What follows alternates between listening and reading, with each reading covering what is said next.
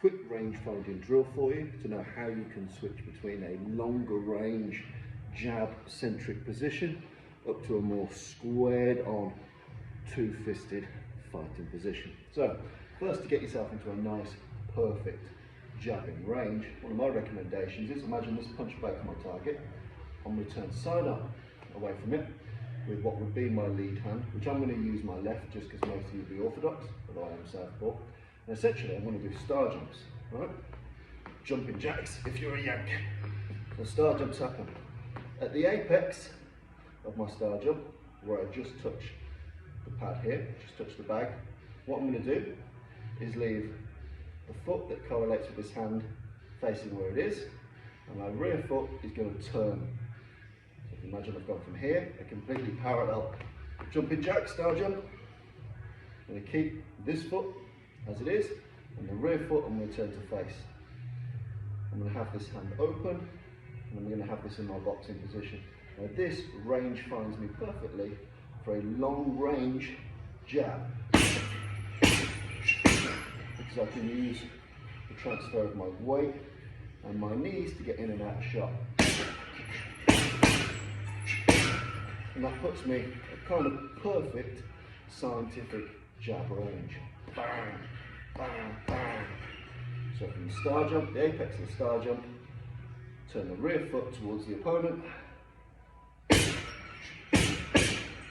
Now, these should be meaningful and they should be powerful, but eventually you're going to follow up with the rest of your arsenal.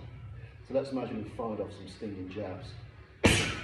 At this point now, we might take our rear foot and bring it forward so we're more square on. The distance between our legs reduces and we're more squared on, both shoulders orientated, and at this distance we might be wanting to fire bang, bang, bang, bang, bang, bang, bang, all of our close range tools. And once we're done doing that, we can't stay there forever because it's a high risk but high reward position to stay here. Eventually, due to their actions or your actions, you're going to want to return to bang, your scientific jab range. So it's just a good little drill to get yourself. Just want your fingertips to touch it. Okay, perfect. Turn the foot. Bring them square. Back here. So for the cameras, I've done my star jumps. I've decided this is a good range for me. I'm going to turn my back foot towards you. Have my hands here. Do my business. And if I want a close-up flurry, I'll step forward, and move back. I'll step forward to be more square. Bang, bang, bang, bang, bang, bang. Whatever I want to do. And then back out. This longer, true jab range.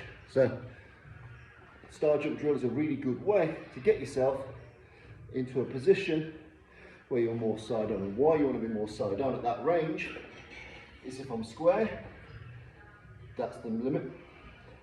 If I'm side on, I've got easily 2, 3, 4, sometimes up to 5 inches more range.